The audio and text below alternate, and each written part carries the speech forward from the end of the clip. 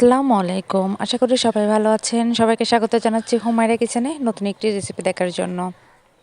আজকের রেসিপিতে থাকছে পেঁয়াজের পাতা দিয়ে আলু ভাজি। চলেন তাহলে চলে যাওয়া যাক আজকের রেসিপিতে।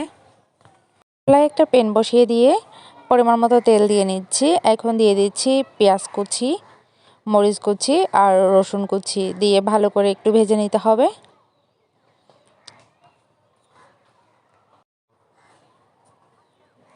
নেড়ে ছেড়ে এভাবে একটু ভালো করে ভেজে নিব।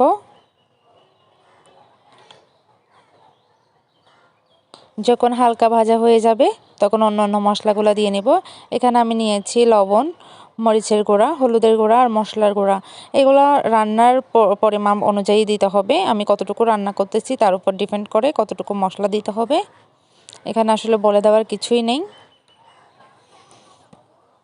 আপনি কতটুকু রান্না করতেছেন তার উপর ভিত্তি করে এখানে মশলা দিতে হবে।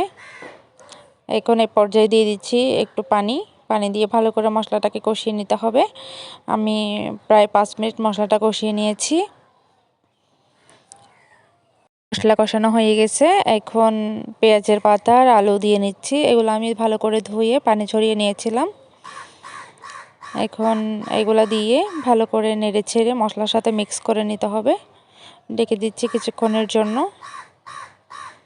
কিছুক্ষণ পর আবার ঢাকনা তুলে আবারও নেড়ে দিব। যেহেতু ভাজি বারবার একটু নেড়ে দিতে হবে, না হলে লেগে যেতে পারে।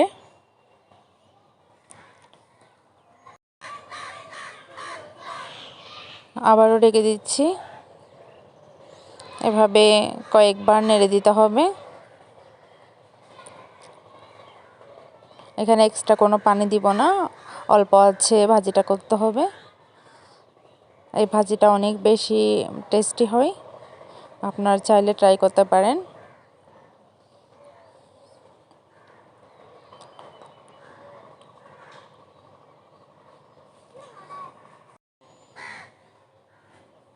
এভাবে ঢাকনা তুলে আমি কয়েকবার নেড়ে দিয়েছি,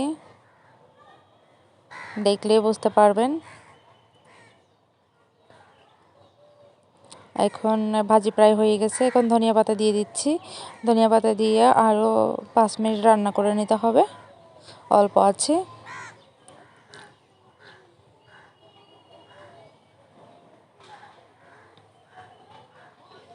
এভাবে পেঁয়াজের পাতা দিয়ে আলু ভাজি করলে অনেক বেশি মজা হয়।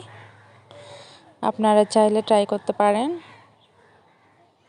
আশা করছি আমার আজকের রেসিপিটি আপনাদের কাছে ভালো লাগবে। ভালো লাগলে অবশ্যই আমার চ্যানেলটি সাবস্ক্রাইব করে আমার সাথেই থাকবেন। ধন্যবাদ সবাইকে।